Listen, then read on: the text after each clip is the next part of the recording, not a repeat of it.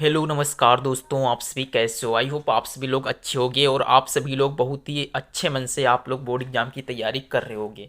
तो अब आप सभी लोगों के बोर्ड एग्जाम मतलब 1 मार्च को आ ही गए हैं। तो आप लोग आज की वीडियो देख लीजिए। मोस्ट इंपॉर्टेंट 5 क्वेश्चन है।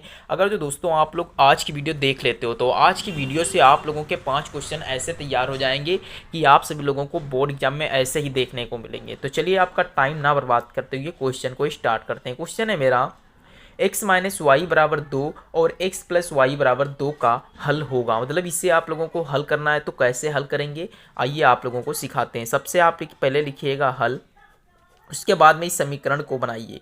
क्या लिखिएगा, x minus y equal to 2 समीकरण नंबर 1 मान लीजिए, और ये लिखिए आप x plus y equal to 2 समीकरण नंबर इसे आप 2 मान लीजिएगा। अब आप इसे हल करिए। लिखिए यहाँ पे समीकरण 1 और समीकरण 2 को हल करने पर, 2 को क्या करना है, हल करने पर आप लोगों को ये हल करना है। तो देखिए कैसे हल करेंगे, यहाँ पे आप उतारिएगा इसको फिर से एक बार।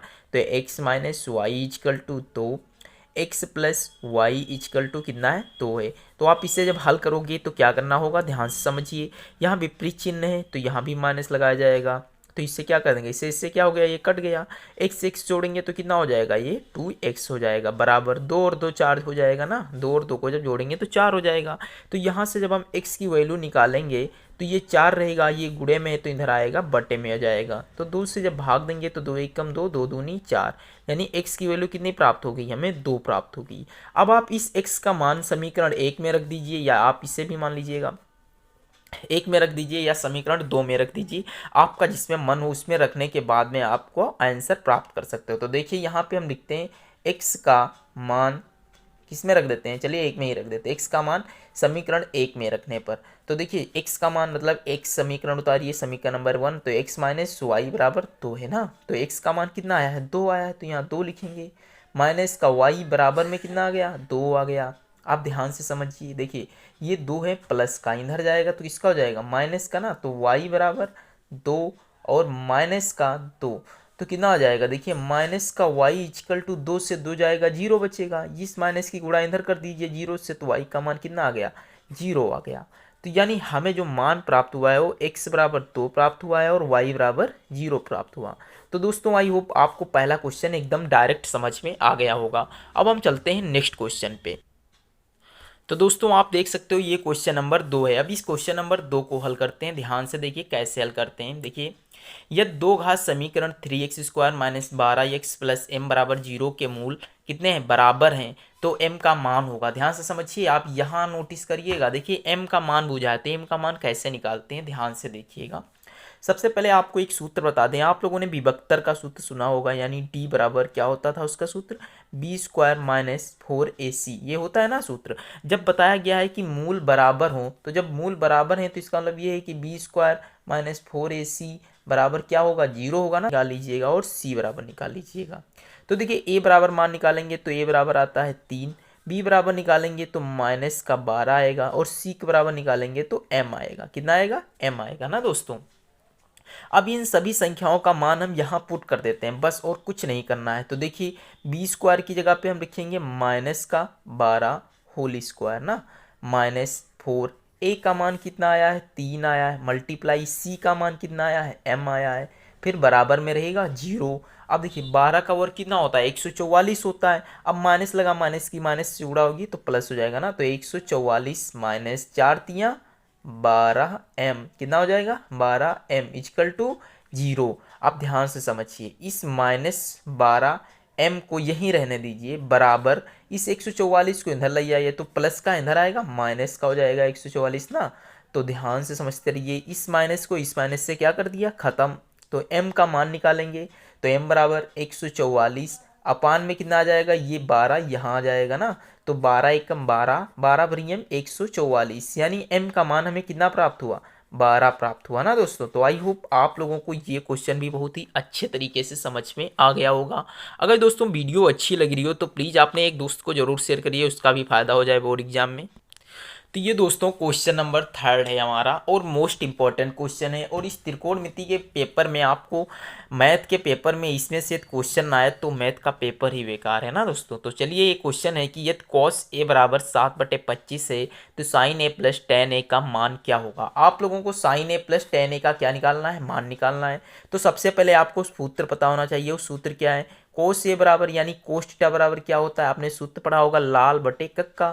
तो यानी आधार बटे कितना जाएगा, कर्ण आएगा ना, आधार बटे कर्ण आएगा। ये आप लोगों को सूत्र याद होगा। फिर देखिए साइन ए लिखा है तो साइन थीटा का भी सूत्र पता होना चाहिए। तो साइन थीटा बराबर क्या होता है, लंब बटे कर्ण होता है, ये भी आप लोगों को पता होना चाहिए। फिर लिखा है टेन थीटा, तो यहाँ पे हम तीनों सूत्र लिख देते हैं जिससे आप लोग जब हल करो तो कोई दिक्कत ना हो। टेन थीटा बराबर क्या होता है, लंब बटे में आधार होता है, ये भी आप लोगों को पता होना चाहिए। तो दोस्तों इस प्रकार से आप सूत्र याद रखिएगा। देखिए यहाँ सवाल में हमें जो दिया गया है कोस थीटा दिया गया है, यानी कोस थीटा बराबर क्या होता है, आधार बटे कर्ण, यानी आधार हमारा 7 है, कर्ण हमारा 25 है। तो हमारा देखिए दोस्तों ये जो होती है संख्या इसे आधार कहते हैं और ये वाली जो लाइन होती है इसे कर्ण कहा जाता है। तो हम लिख देंगे। तो हमें भुजा कौन सी याद करनी है, ये हमारी आधार होगी यानी बेस हो गई, और ये जो हो गई ये कर्ण होगी यानी हाइपोटीनियस होगी। और जो ये वाली लाइन बची है जिसे हम लोग लंब कहते हैं, इस ये वाली आपको यानी परपेंडिकुलर जिसे कहा जाता है, ये वाली संख्या आप लोगों को लाइन जो है याद करनी है, यानी भुजा आपको ये याद करनी है। तो कैसे याद करोगे, देखिए दोस्तों आप लोगों ने एक सूत्र पढ़ा होगा, कर्ण का स्क्वायर बराबर क्या होता है, कर्ण का स्क्वायर बराबर होता है, कर्ण का स्क्वायर बराबर होता है अंडर रूट लंब का वर्ग और प्लस का आधार का वर्ग। क्या होता है, आधार का वर्ग। ये सूत्र आप लोगों को मालूम होगा, यानी जिसे हम कहते हैं पाइथागोरस प्रमेय। आप लोग यहाँ लिख दीजिएगा पाइथागोरस प्रमेय से। तो ध्यान रखिए इस लंब का स्क्वायर आप यहाँ ले आइए क्योंकि हमें यही याद करना है। तो लंब का स्क्वायर बराबर अंडर रूट क्या हो जाएगा, कर्ण का स्क्वायर माइनस का आधार का स्क्वायर, यही तो होगा, यही तो आप लोगों को सूत्र पता होना चाहिए। तो देखिए कर्ण का वर्ग यानी कर्ण हमारा कितना है 25, तो 25 का वर्ग हो जाएगा माइनस आधार, आधार हमारा कितना है 7 है तो 7 का वर्ग हो जाएगा। अगर जो 25 का वर्ग आप निकालोगे तो 625 होता है, माइनस 7 का और कितना होता है 49 होता है, यानी 625 कितना हो जाएगा 7×7=49 हो जाएगा। अब हमें क्या करना है, ध्यान से समझिए, 625 से 49 घटाइए यानी 15 में से 9 जाएगा, बचेगा 6, और जो यहाँ बचा है एक एक से यानी 11, 11 से 4 जाएगा यानी 7 और 5। आप ध्यान रखिए 576 कितने का वर्गमूल होता है भाई, आप यहाँ पे याद भी कर सकते हो। यह निकालना नहीं आता है तो आपको बता दे रहा हूँ, आप लोग अभी सीख लीजिए, टाइम है।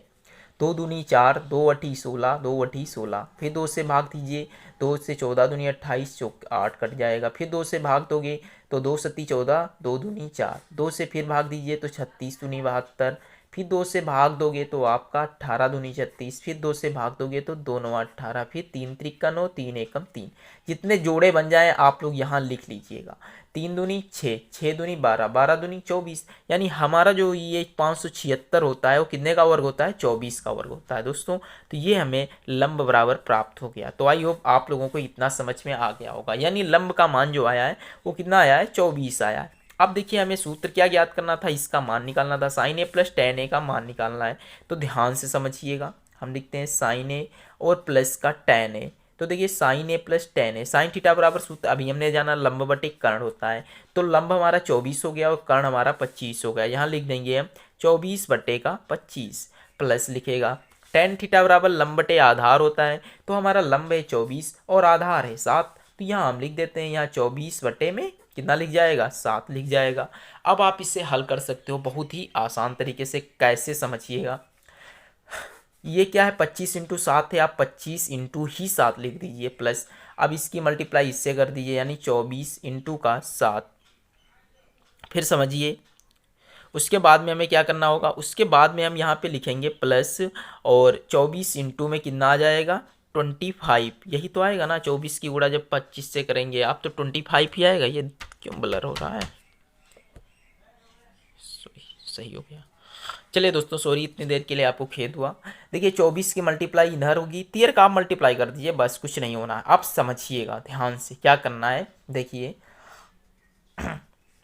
इसकी मल्टीप्लाई करिए, 7×4=28, 7×2=14, 14 और 2 कितना होता है 16, यानी 168 आ गया प्लस 25 की गुणा 4 से करना है, 25 से कुछ 100, 100 का 0 हाथ से लगे 10, 25 दूनी 50 और 10 60, यानी 600 आ गया। बट्टे में कितना रहेगा, 25 मल्टीप्लाई 7 ही रहने दीजिए। इससे आप जोड़ोगे तो आएगा 768/25 इंटू 7। अब इसे काटने की कोशिश करिए। आप जब इसे काटोगे तो जितना आंसर आएगा ना वही आप लोगों का आंसर होगा। तो दोस्तों आई होप आप लोगों को ये क्वेश्चन भी समझ में आया होगा। मैंने बहुत ही सरल तरीके से समझाया है। आई होप आप लोगों को समझ आया होगा। अभी तक हमने 3 क्वेश्चन सीख लिए, मैंने बताया 5 क्वेश्चन सीखेंगे, आप 2 क्वेश्चन और सीखिएगा। तो दोस्तों ये देखिए क्वेश्चन नंबर 4 है हमारा। क्वेश्चन नंबर 4 लिखा है कि समांतर श्रेणी -62 -59 डैश डैश डैश -7 और ये भी माइनस का 10 ही रहेगा, ये कंफ्यूज मत हो जाइएगा। देखिए अब हमें कहा गया 11वां पद यानी 11वां पद हमें ज्ञात करना है, यानी n बराबर हमें क्या ज्ञात करना है, 11वां पद हमें ज्ञात करना है। आप लोगों को क्या बताना है, n बराबर 11वां पद। तो यहाँ से हम सबसे पहले निकालते हैं समांतर श्रेणी की। एक खास बात होती है कि हमें डी पता होना चाहिए यानी सार्वांतर पता होना चाहिए और ए पता होने चाहिए। तो यहाँ से हम देखते हैं तो ए का मान यानी प्रथम पद हमारा कितना है, 62 है। और सार्वांतर यानी डी बराबर हमने पढ़ा है क्या होता है, a2 माइनस का a1। तो देखिए a2 कितना है हमारा, माइनस का 59, फिर ये माइनस सूत्र वाला और फिर माइनस का 62। ठीक दोस्तों, अब इसे हल करिए तो माइनस का 59 और माइनस माइनस प्लस हो जाएगा 62। अब देखिए कम से ज़्यादा घट रहा है ना, तो कितना आएगा, 59 से 62 जाएगा, 3 बचेगा। तो यानी ए का मान जो हमें डी का जो हमें मान प्राप्त हुआ वो कितना प्राप्त हुआ है, ए प्राप्त हुआ, 3 प्राप्त हुआ है ना। अब हम सीखते हैं सूत्र। हमें पता है कि 11वें पद का सूत्र निकालना होता है ए एन बराबर क्या होता है, a1 + n-1 इंटू डी, यही तो सूत्र होता है ना।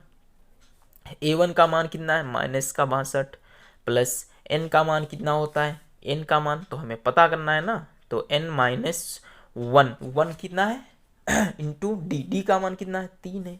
यही तो आपको ज्ञात करना है।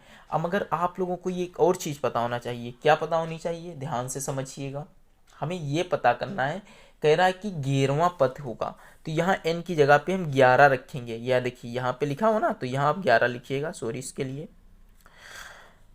हल करते रहिए, माइनस का 62 प्लस 11 से 1 जाएगा, कितना बचेगा 10, मल्टीप्लाई में 3 है, 10 3 कितना होता है, 30 होता है, माइनस का 62 होता है। आप इसे जब हल करोगे तो कितना आएगा, माइनस का 32 आएगा। यानी जो हमें 10वां पद प्राप्त होगा, कौन सा, 11वां पद, यानी A11वां जो पद प्राप्त होगा माइनस का 32 होगा।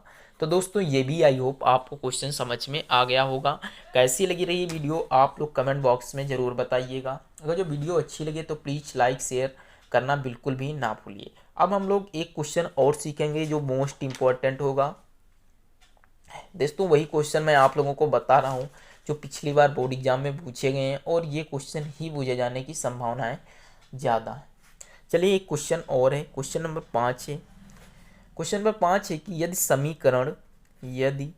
समीकरण कितना दिया गया है, 2x² प्लस का ax और प्लस का 6 बराबर में कितना है, 0 है।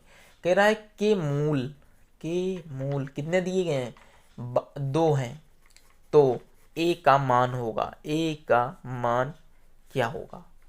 ऐसे क्वेश्चन आपको 2 नंबर में तो देखने की ही मिलेंगे, परफेक्टली बात है ये। तो आप सबसे पहले समीकरण उतारिएगा, 2x² प्लस का ax प्लस का 6 इक्वल टू 0। हमें मूल दिया है यानी x बराबर हमें कितना दिया गया है, 2 दिया गया है। जहाँ x है वहाँ हम मान रखेंगे 2, तो x की जगह पे 2 रखने का मतलब ये 2 की power 2 plus a into 2 plus का 6 इक्वल टू 0। समझते रहिएगा। 2 का वर्ग कितना होता है, 4 और 2 नहीं 8 हो जाएगा, प्लस 2a यानी 2a प्लस 6 बराबर 0। 6 और 8 कितना होता है, 14 होता है, प्लस का 2a इक्वल टू 0। आप चाहो तो 2a इधर ही रखिए, क्या आप चाहो तो 2a इधर ही रखिए और बराबर कर दीजिए, और जो 14 है ये यहीं पे रहेगा। और यहाँ से जब आप a की वैल्यू निकालोगे तो 14/2 आ जाएगा, 2 सती 14, यानी a का मान जो हमें प्राप्त होगा कितना प्राप्त होगा, 7 प्राप्त होगा। तो दोस्तों मैंने 5 क्वेश्चन कहे थे, आप लोगों को 5 क्वेश्चन कराए जो कि बहुत ही इंपॉर्टेंट है। चलिए मिलते हैं अगली वीडियो में, तब तक के लिए जय हिंद जय भारत।